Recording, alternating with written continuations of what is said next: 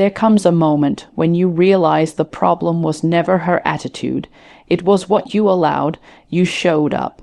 You gave your time, you gave your heart, yet somehow respect kept slipping through your fingers, and the hardest truth is this. The more you tried to prove your worth, the less she saw it.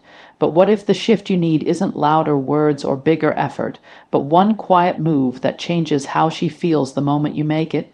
Stay with me, because by the end of this message, you'll understand exactly why walking differently changes everything. Comment your location below and subscribe to the channel for more powerful truths. Respect does not disappear overnight. It erodes quietly, moment by moment, usually when a man begins to abandon his own boundaries in the hope of keeping someone else comfortable. At first, it looks harmless. You explain yourself a little more, you let a small comment slide, you stay quiet to avoid tension. But psychologically, something powerful is happening beneath the surface. Every time you tolerate behavior that conflicts with your values, you communicate, without saying a word, that your standards are flexible when pressure is applied.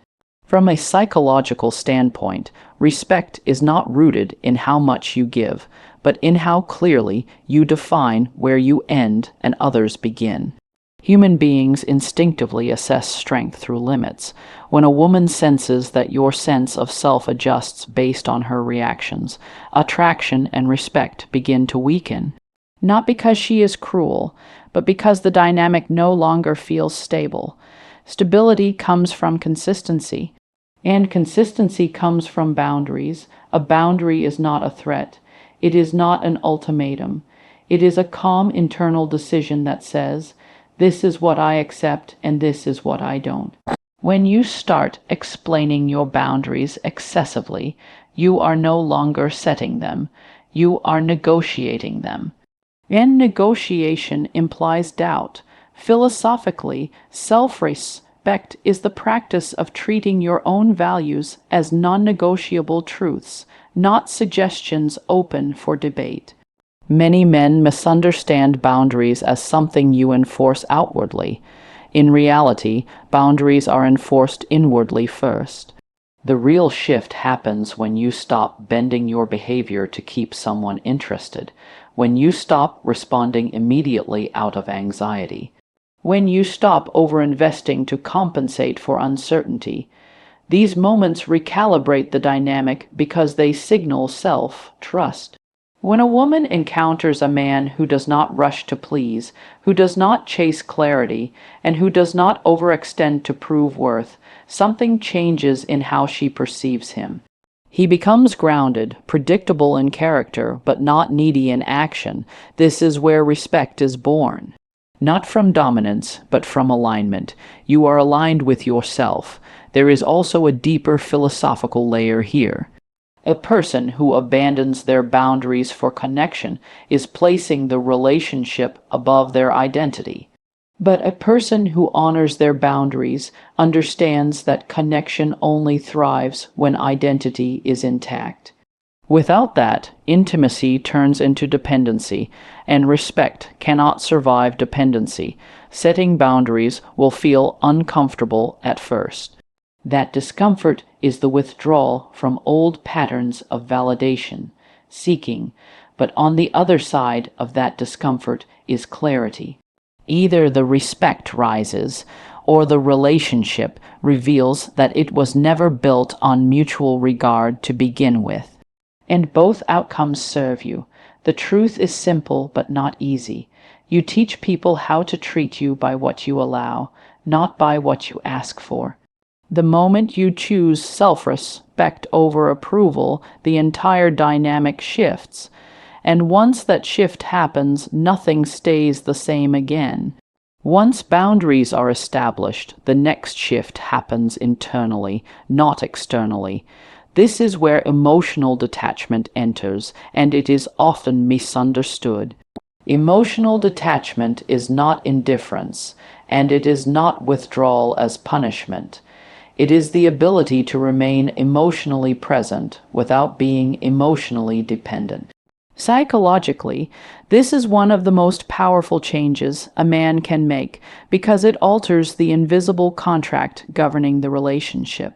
When your emotional state rises and falls based on her attention, her tone, or her availability, you hand over control. Even if nothing is said out loud, the dynamic is felt. Human beings instinctively respect those who regulate themselves. A man who can stay centered regardless of approval signals emotional maturity, and emotional maturity creates safety, which is a foundation for respect. Many men confuse emotional investment with emotional attachment. Investment is healthy. Attachment that turns into anxiety is not. When you constantly seek reassurance, overanalyze her words, or react quickly out of fear of loss, you reinforce a narrative that your emotional stability depends on her. From a philosophical standpoint, this places the source of your value outside of yourself, and once value is outsourced, respect erodes. Emotional detachment begins when you stop needing outcomes to validate your worth. You still care, but you are no longer trying to control how things unfold. You listen without defending yourself. You respond instead of reacting. You allow silence without rushing to fill it. These behaviors subtly shift the balance because they demonstrate self-possession. There is also a paradox here. The less you attempt to secure respect, the more likely it is to appear. When you remove emotional urgency, you remove pressure. And pressure suffocates attraction and respect alike. Detachment introduces space, and space allows the other person to feel their own desire rather than reacting to your need. This does not mean becoming distant or unavailable as a tactic. That would still be driven by fear. True detachment is quiet. It is visible in how you move through your day, how you prioritize your purpose, and how you do not abandon your life to manage someone else's emotions. When a woman sees that you are fulfilled independently of her reactions, the dynamic shifts. You are no longer seeking validation. You are offering presence. Psychologically, people test emotional strength, often unconsciously, not to be manipulative, but to assess reliability. A man who remains steady during uncertainty communicates trust in himself. That steadiness invites respect because it signals that he is not easily shaken. This is where everything changes. When you stop gripping the outcome, you regain your center, and when you regain your center, respect has room to grow. Detachment is not about losing connection. It is about reclaiming yourself, and the moment you do, the entire relationship recalibrates around that choice. After boundaries are set and emotional detachment is practiced, there is one final truth that completes the shift. Respect only stabilizes when you are genuinely willing to walk away, not as a strategy, not as a threat, but as an internal certainty. Psychologically, this is the point where power returns to center, because the fear of loss no longer dictates your behavior. Most people stay in disrespectful dynamics, not because they are unaware of the disrespect, but because they fear the consequences of choosing themselves. They fear being alone. They fear starting over.